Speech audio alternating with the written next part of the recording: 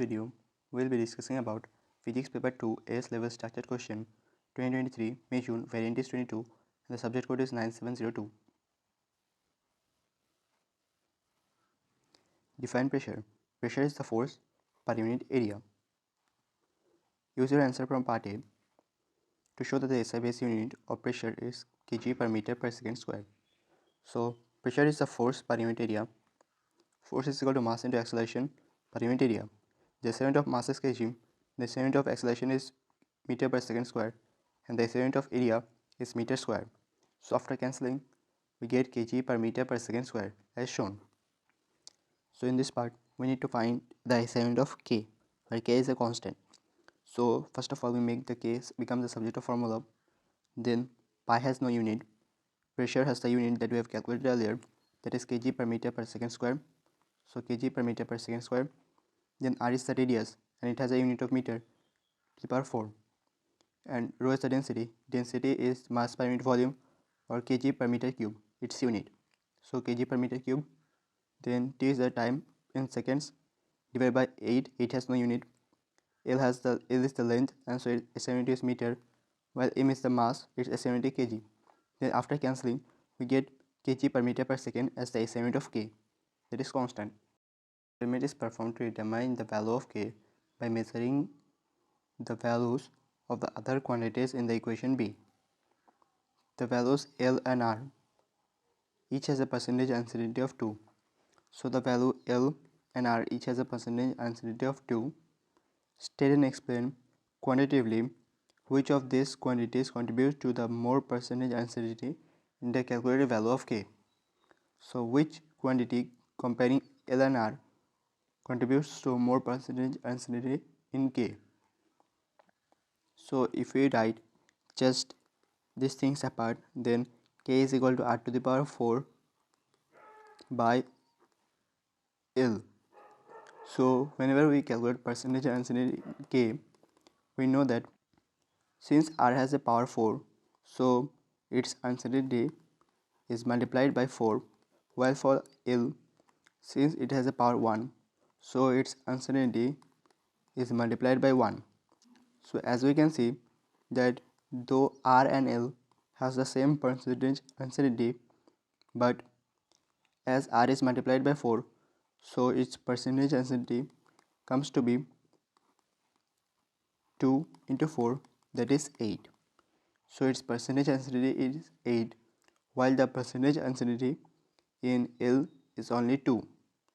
Therefore, R contributes more percentage uncertainty. State what is meant by the center of gravity of an object. Center of gravity of an object is the point at which the whole mass of an object appears to act. Then, two blocks are on the horizontal beam that are pivoted as its center of gravity as shown in figure 2.1. So, the beam is pivoted at its center of gravity. That means initially the beam was balanced. Then, a large block of weight 54 Newton is at a distance of 0.45 meter from the pivot, and a small block of weight 2.4 Newton is placed 0.95 meter, that is this distance from the pivot, and a distance of 0.35 from the right hand end of the beam. So its distance is 0.35 from the right hand end, and from the pivot the distance is 0.95 meter. The right hand end of the beam is connected to the ground by the string that is at an angle of 30 degrees to the horizontal. So at this end there is a string that is at an angle of 30 degrees to the horizontal, and if we want to find the string's horizontal and vertical component of forces, that is T cos 30 and T sin 30. Then by taking moments about the pivot, calculate the tension T. So to calculate the tension T, we know that clockwise moment is equal to anti-clockwise moment. So these are all the clockwise moment and these are the anti-clockwise moment. So to calculate the value of T, we need to equate clockwise moment is equal to anti-clockwise moment. So clockwise moment comes to be 0.95 into 2.4, that is 0.95 into 2.4 plus its tension's vertical component. Since we are considering the vertical component of forces, so we need to use its vertical component, and horizontal component has no effect in this case. So T sine 30, that is the vertical component, and its distance is 0.95 plus 0.35, that comes to be 1.3, is equal to 54 Newton force multiplied by its distance. Since we are considering the moment of force, and moment of force is equal to force into distance from the pivot. Force have to be perpendicular force and its distance. Then the tension after calculating comes to be 33.87, and we write it as 34, correct to two significant figures. The string is cut so that the beam is no longer in equilibrium. Initially the beam was equilibrium, that means clockwise moment is equal to anti-clockwise moment, but now the string is cut and the beam is no longer at equilibrium. Calculate the magnitude of the resultant moment about the pivot acting on the beam immediately after the string is cut. So immediately after the string is cut, we know that since it was an equilibrium, now after the string is cut, this force is gone and the only force acting on the beam is this 54 Newton anti-clockwise and 2.4 Newton clockwise. So after subtracting the moment, that is 54 Newton and its distance, subtract to 2.4 Newton and its distance total distance from the pivot. After subtracting, we get a total resultant moment acting on the beam that is 22 Newton. Or otherwise, if we want to calculate this in terms of tension, that means initially the beam was at equilibrium, that means the net force or the net moment is 0. But after the tension is removed, the only moment acts on the beam is due to the tension that is removed. So the resultant moments act on the beam, we can calculate this by the way that as the tension is removed, so the resultant force is acting on the beam is due to this tension, but in the opposite direction. So the resultant moment would be its distance from the pivot, that means the distance of the tension from the pivot, and the magnitude of the tension force, that is 34 sine 30. So the answer comes to be 22, that is same as this answer.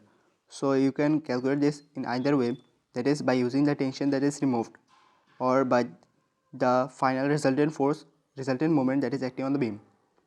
So by using the tension or by using the final resultant moment that is acting on the beam. Part beam rotates when the string is cut and the small block of weight 2.4 Newton is projected through the air. Figure 2.2 shows the last part of the path of the block before it hits the ground at point Y. At point X on the path, the block has a speed of 3.4 meter per second. So at point X, it has a speed of 3.4 meter per second. And it is at a height of 1.8 meter above the ground. Air resistance is negligible. That means there is no force of air acting on the block. Calculate the decrease in gravitational potential energy of the block as its movement from X to Y. So decrease in gravitational potential energy, that is EP. Gravitational potential energy is equal to mass into gravitational field strength into height, and we know that we have given that its weight, that is 2.4 Newton. So and weight is equal to mass into gravitational field strength. That means we know the value of mass into gravitational field strength, that is 2.4, and its height above the ground is 1.8. So after multiplying, we get our answer as 4.32, but we need to give our answer as 4.3, since if we follow the trend, our initial answer is correct to two significant figures. So as we follow the trend of two significant figures, so we have to give the rest of our answers as two significant figures. So though we can write it as three significant figures, but it would be wrong because we have to follow the trend of the question of two significant figures. But if you write it initially as three significant figures, then you can follow the trend of three significant figures. But it is better to write two significant figures since it is in the mark scheme. Use your answer from part C1, that is the decrease in gravitational potential energy and the conversion of energy to determine the kinetic energy of the block at Y. So at point Y, we know that initially at point X, there is an height. So there must be a gravitational potential energy that we have calculated earlier, and at point x we know that there is a speed, so that means it has a kinetic energy at this point. But at point y we can see that it is on the ground level. That means its vertical height is 0, and the only energy it has is kinetic energy, and we need to find the kinetic energy of the block at point y. So kinetic energy at point y, by using energy conversion, kinetic energy at point x and gravitational potential energy at point x is equal to kinetic energy at point y. So after equating, we get the kinetic energy at y, that is 5.73. And since we follow the trend of two significant figures, so we have to write our answer as 2SF, not 3SF. State the variation, if any, in the direction of acceleration of the block as it moves from x to y. So for the movement from x to y, as we know that the only force acting on the block is its downwards weight, that is its weight W, and no upward force, that means no air resistance force is acting. That means as its downward force is only weight, and we know that force is equal to mass into gravitational field strength, or weight is equal to mass into gravitational field strength. That means we can also write this as mass into acceleration, that is in replacement of gravitational field strength we can write it as acceleration. So we can see that since weight is acting vertically downwards, so acceleration also acts vertically downwards. Press point x at time tx and arrives at point y at time ty. On figure 2.3, sketch a graph to show the variation of the magnitude of the horizontal component of velocity of the block with time tx to time ty. So numerical values are not required. Okay, for the horizontal component of velocity, we know that as the block moves, suppose if you consider this as a block, then the only force acting on the block is its weight, that is acting vertically downwards. And so due to this downwards weight, the movement is acting downwards, and since there is no air resistance, so no upward force or any horizontal force is acting. Thus the horizontal component of velocity remains constant, since at the horizontal component there is no resultant force or any force is acting. So the horizontal component of velocity obviously have some magnitude, but it remains constant without being changed. A block is pulled by a force x in the straight line along the rough horizontal surface.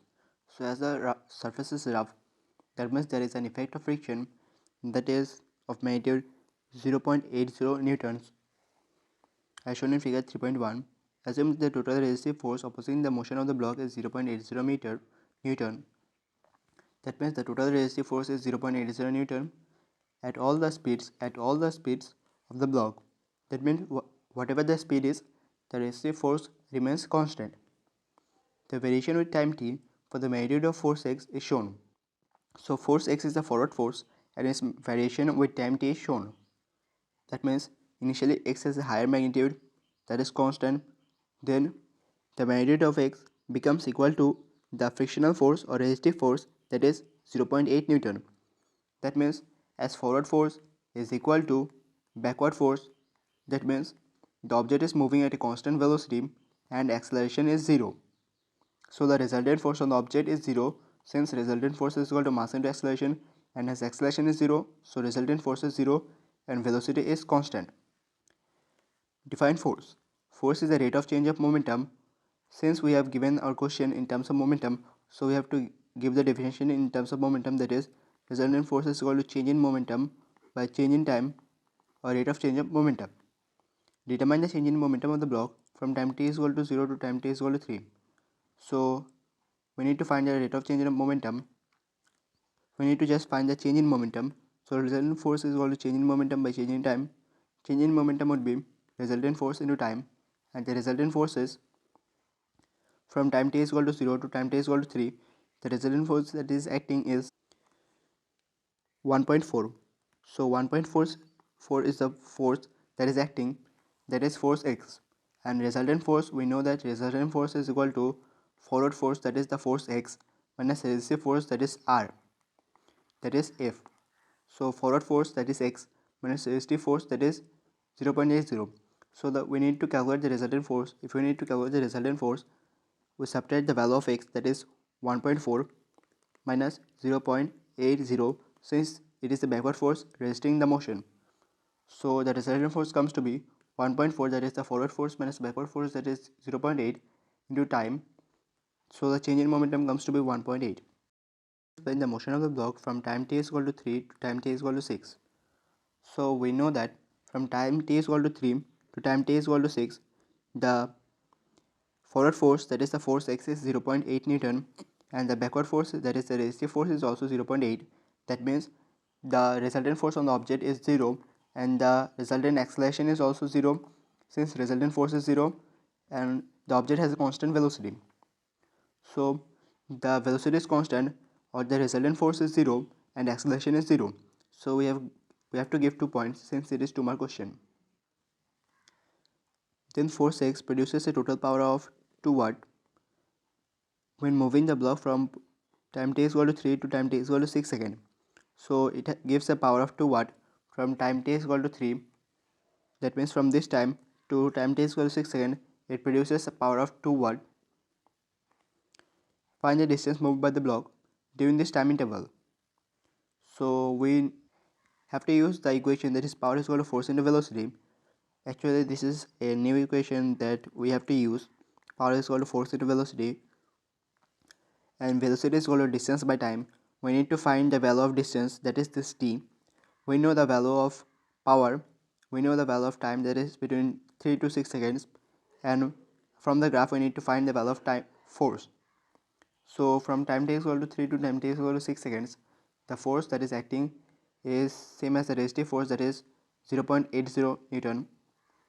So after substituting these values, we calculate a distance, that is 7.5 meter. Is at rest at time t is equal to 0. On figure 3.6 graph, sketch a graph to show the variation with the momentum of the block from time t is equal to 0 to time t is equal to 6 seconds. Numerical values of momentum are not required. So as we know that resultant force is equal to change in momentum by change in time, and resultant force, that means the resultant force is equal to the forward force, that is force x, that is 1.4 minus the constant resistive force of 0.80. So resultant force comes to be 0.60. That means as we can see that change in momentum is equal to resultant force into change in time. So as we know that resultant force has a constant magnitude of 0.60, that is 0.60 from time t is equal to 0 to time t is equal to 3 seconds. But resultant force has a constant magnitude, but since time is increasing, so momentum shows a constant increase. Thus starting from 0, it shows a constant increase at its highest point. Then after that, as we can see that this is the graph of momentum and not change in momentum. So as we can see that after 3 seconds, the resultant forward force becomes 0.8 and the backward force is also 0.8. Thus resultant force becomes 0. So the gradient of momentum time graph is also 0. So here we can see that gradient is 0. That means there is no increase in gradient. But the gradient could be 0 at this point. Suppose we draw a graph, instead of at this point, we can draw the graph at this point. That means as the gradient is 0, so instead of drawing this at this point, we can draw this at this point. But we can't, because as we know that this is momentum, and momentum is obviously having some value, but change in momentum does not have any value, since change in momentum is equal to resultant force into del t, and since resultant force is 0, so change in momentum is 0. Change in momentum is 0, but momentum has some value. Therefore, instead of being a 0 value, momentum has some values, therefore it ends at a constant value. Also, if you go to the depth, that means at resultant force is equal to mass into acceleration, and as we know that resultant force is 0, so acceleration is 0, and acceleration is 0. Also, change in momentum is equal to mass into velocity, and since acceleration is 0, at this point acceleration is 0, but velocity has some value, therefore momentum is also having some value, that is a constant value, that is velocity is constant, so acceleration is 0, therefore momentum also has a constant value. But in this case you need to remember that at time t is equal to 0, momentum is 0. Then after that, since momentum force is constant but time is increasing, so momentum also increases. Then after that, since resultant force is 0, that is 0.8 minus 0.8, so resultant force is 0. Therefore change in momentum is 0, but momentum has some value, since this is the graph of momentum and not the change in momentum. So momentum against time graph or something look like this. Spring is suspended at a fixed point from one end. The spring is extended to by a vertical force applied to the other end. The variation of the applied force against length, it shows the variation of force against length and not the force against extension of the spring from as shown in figure 4.1. For this spring, state the name of the law gives the relationship between the force and the extension. So it asks us to define the relationship between force and extension and not force against length. So initially it has some length, then as the extension starts, as the force increases, the extension also increases, and it shows a constant increase. Thus force is directly proportional to extension, therefore it obeys Hooke's law. And Hooke's law states that force is directly proportional to extension, that is, force is equal to spring constant into extension, while K represents the spring constant, that is constant for a particular spring. Determine the spring constant for the spring. So spring constant is the force per unit extension, and we know that the magnitude of force, we can take any magnitude of this force from this graph. Suppose we take a 12, that is at this point, so 12 by extension, that is 24 minus 8, since 8 is the original length and the extension is 24, so extension minus total extension minus original length gives us the extension, that is x. So the spring constant comes to be 75 Newton per meter. Elastic potential energy when F is equal to 6, so force is 6, and we know that elastic potential energy is equal to half Fx or half k x square. And as we know the value of force, so also we know the extension, but it is better to calculate it with force because here we have given the value of force. So half Fx, that is half force, and at force is equal to 6, the extension is, when force is 6, the extension is 16 minus 8, that is half force into extension, and since extension is given in centimeter, so we have to convert it in meter. After converting in meter, the extension comes to be, the elastic potential energy comes to be 0.24. 5a, a progressive wave travels through a medium. The wave causes the particle of the medium to vibrate along line P. The energy of the wave propagates along line Q. Compare the direction of line P and line Q as the wave is transverse. Since the wave is transverse and the wave is traveling at this direction while the particle is vibrating in this direction, so this must be that for a transverse wave the vibration of the particles are perpendicular to the wave transfer, and for longitudinal wave the vibration of the particle is parallel to the direction of wave transfer. Then for the next part, the tube is closed at one end. So the tube is closed at one end. A loudspeaker is placed near the other end of the tube as shown. The loudspeaker emits sounds of frequency 1.7 kHz. The speed of the sound in air in the tube is 340 meter per second. A stationary wave is formed. So a stationary wave is formed with an antinode at open end.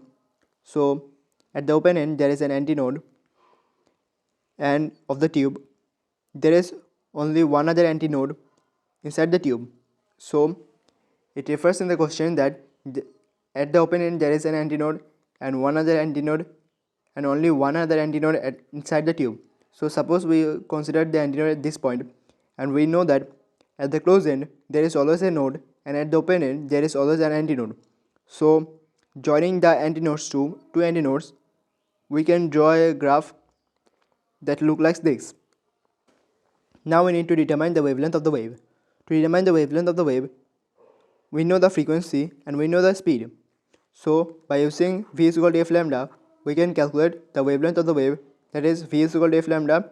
So lambda is equal to v by f, and we must convert f, that is frequency, into hertz. So the wavelength comes to be 0.20. Then we need to determine the length of the tube. So the length of the tube would be, after drawing it, we know that this is half a wave and this is 1/4 of a wave. Since a wave would look like this, suppose let me draw it this. This is the wave and this part represents half a wave, so this is the half the wave and this is 1/4 of a wave. That is, if we join this, this becomes half and this becomes a total wave. That means this is 1/4 of a wave, there is 1/4 and this is half the wave. So the total length is covered by 1/4 and half a wave, and the total length that is given is, actually we have found our wavelength. So 1/4 of a wave plus half of a wave that covers the length would be equal to, this is equal to 2 lambda plus lambda by 4, and after calculating we know that lambda is 0.20, so after inputting this value we get the value of L, that is 0.15, and this length is covered by half a lambda and 1/4 of a lambda. Wavelength of sound from the loudspeaker that can produce a stationary wave. As we know that we need to find the maximum wavelength. At maximum wavelength, frequency is least. And for this open and closed end diagram, we know that initially at the open end there is an antinode and at the closed end there is a node. Then for the initial graph, antinode at the open end and node at the closed end, this comes to be lambda by 4. The total length is covered by lambda by 4. Then thus for the second, the total length is covered by lambda by 2 plus lambda by 4. Then the third one, lambda plus lambda by 4. In all of these cases, we can see that since the number of waves increases, so the frequency increases.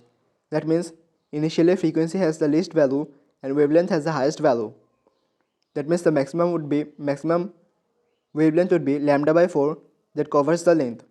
So lambda by 4 is equal to L, and we know that the value of L that we have calculated earlier is 0.15.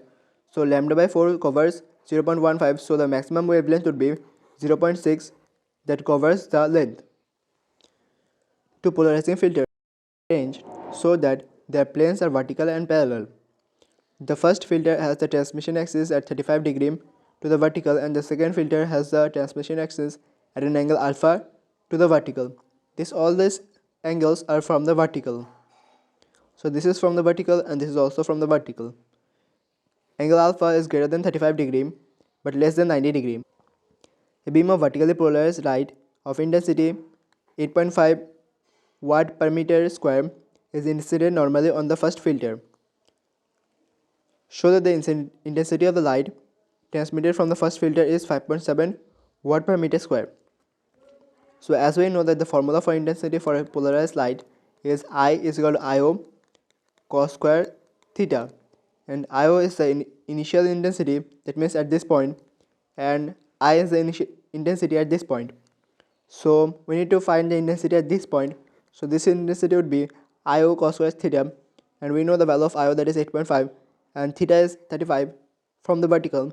So IO cos square theta, after calculating this, we find the intensity, that is 5.7 watt per meter square. The intensity of the light transmitted by the second filter.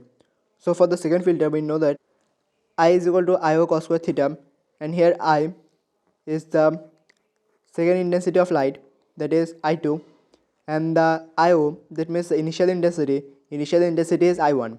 Initial intensity is I1. So I1 cos square theta, and the value of theta is alpha.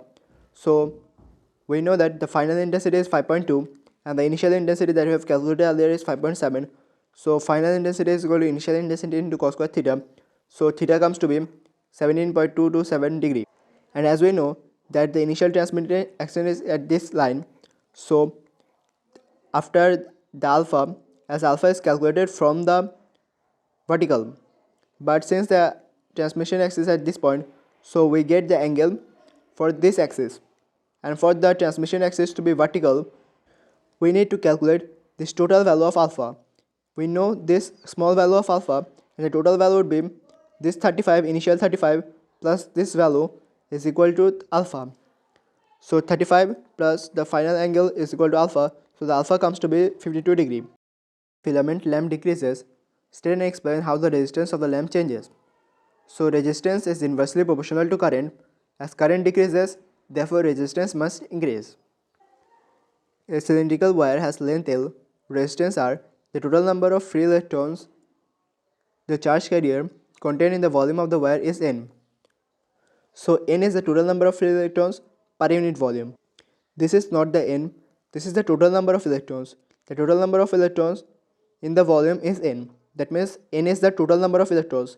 But for the equation I is equal to NAVQ, here N represents the number of electrons per unit volume. So N would be the total number of electrons, that is capital N, by total volume, that is V, would be the number of electrons per unit volume, that is the small n. So when we use this equation, we have to use small n, that is number of electrons per unit volume, that is N by V. So each free electron has a charge E. The potential difference between the ends of the term wires is V. Determine the expression in terms of sum of all the symbols E, L, N, R, V for the current in the wire. So current is equal to voltage by resistance, and we know that we can represent current by R and by V. So I is equal to V by R. This would be the answer. We need to calculate the average drift speed of the free electrons. And average drift speed, that means V. We know the formula, that is I is equal to NAVQ. So we need to find V. So we need to make V becomes the subjective formula. After making the V becomes the subjective formula, V is equal to I by NAQ. And we know that the initial value of I is V by R, and N, that is the value of small n, that means the number of electrons per unit volume, is equal to number of electrons is represented by capital N, that is the total number of electrons, and the volume is represented by V. And the current, this is not the current, this is the area. Area is equal to volume by length, since we need to express in the form of these quantities that are given. So area we have not given here, but we have given by volume and length. So area is equal to volume by length, and A is the number of electrons. So after calculating, we get the value of small v, that is the average drift speed, that is V, is VL by RNE. To calculate the average time taken for the free electrons to move along the full length of the wire. So we know that we have calculated that average drift speed, that is the V, and we need to find the time t. So time t. So we know that V is equal to distance by time. So time is equal to distance by velocity. And we know that distance, for in this case, the distance, we can represent the distance as L, that is the length that is covered is the same as the distance. So velocity, that is distance by velocity, would be the value of time. So distance by velocity is the time, and time is equal to Rne by V. Battery of electromotive force, that is EMF of 9 volt. So the EMF of the battery is 9 volt, and the negligible internal resistance is connected to a light dependent resistor, that is LDR. That is, this symbol represents the LDR, and a fixed resistor, that is this fixed resistor. The LDR and the fixed resistor have resistance given. Calculate the potential difference across the LDR. So we know the formula, that is V1 by V total is equal to R1 by I total. So we need to calculate the potential difference for the LDR, and we know that its resistance and the total resistance and the total voltage. So the voltage across the LDR would be V1 is equal to its volt resistance by the total resistance into total voltage, that is R1 by R total into V total. So the potential difference comes to be 5.4 volt. A is the modified by adding a uniform resistance wire XY and a galvanometer as shown in figure 7.2. So here it adds a resistance wire XY and a galvanometer at Z. The length of the wire XY is 1.2, so the length is 1.2, and the movable contact is at point Z on the wire, so that the galvanometer reading is 0. Since the galvanometer reading is 0, that means current at this point is 0. That means that resistance at this area is same as the resistance at this area. Also, the potential difference at this area is same as the potential difference at this area. And we know the potential difference across the LDR is 5.4 volt. So we need to calculate the length XZ. So to calculate the length XZ, we know that we can calculate this by the ratio that length of XZ by the total length is equal to the voltage at the LDR by total voltage, that is 9.0. So length by total length is equal to voltage across the LDR, that is 5.4 by total voltage, that is 9. So the length comes to be 0.72. Environmental conditions change, causing a decrease in the resistance of the LDR. The temperature of the LDR remains constant. State whether there is a decrease, increase or no change to the intensity of the light illuminating the LDR. So we know that resistance is inversely proportional to light intensity. That means as a decrease in resistance causes the light intensity to increase. So the light intensity increases. The total power of the battery. We know that power is equal to I square R or V square by R. So decreasing the resistance would causes the current to increase by a larger value since it is square. So the power also increases. The length of XZ so that the galvanometer reading is 0. As the resistance of LDR decreases, we can see that the resistance of the LDR decreases. As the resistance decreases, therefore voltage across it also decreases, and since voltage across it decreases, therefore to balance this current, the length of XZ must increase. Suppose it increases by a larger value because as resistance decreases, therefore voltage decreases, therefore balance length increases to balance the same resistance, to balance the same current. So the length of XZ increases. Part A, the nucleus P and Q are the isotopes of the same element. As they are isotopes, that means they have the same number of protons and electrons but different number of neutrons. Nucleus Q is unstable and emits beta minus particle and forms nucleus arm. So Q emits beta minus particle, that means it forms nucleus arm. Thus, as it emits beta minus particle, that means 1 neutron is converted to 1 proton and an electron. That means 1 neutron in Q is converted to 1 neutron in Q is converted to a proton and an electron.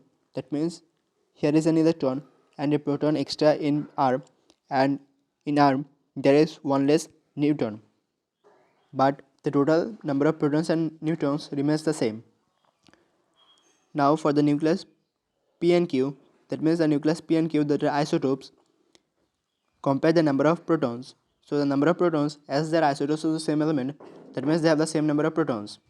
Then the number of neutrons, since they are the isotopes, that means they have the same number of protons and electrons but different number of neutrons, so they have different number of neutrons. Q decays to form nucleus R, the core combustion of the nucleon changes. That means as Q decays to R, as it emits beta minus particle, therefore 1 neutron Q is converted to 1 electron, that is beta minus, and a proton is formed. State the change of the core combustion of the nucleon. So as we know that neutron consists of up down down quark, so 1 neutron is converted to a proton containing up up down quark. Thus if we balance this, then we can see that a down quark changes to up quark. So the change in core combustion would be a down quark changes to up quark. State the name of another particle that is emitted when nucleus Q in addition to beta minus particle. So as Q decays, it forms R and beta minus particle. Since beta minus particle is an electron, so an antineutrino is emitted, but if a proton is emitted, then a neutrino is emitted. That means proton, when proton together with proton, neutrino is emitted, and together with electron, antineutrino is emitted. So as beta minus particle is an electron, so with electron an antineutrino is emitted. Determine in terms of electrical elementary charge E the charge of a hadron. So for a hadron consists of 2 charm quark and 1 bottom quark. And the charge for a charm quark, that means for up, top and charm, these 3 are all plus 2 upon 3 charge, and down, strange, bottom. Down, strange, bottom, all 3 are negative 1 by 3 elementary charge. So down, strange, bottom is negative 1 by 3e, and up, top, charm is 2 by 3e. So as hadron consists of 2 charm quark, that means plus 2 by 3 plus 2 by 3, and a bottom quark, that is negative 1 by 3e. In total we have 3 by 3e, that is positive 1.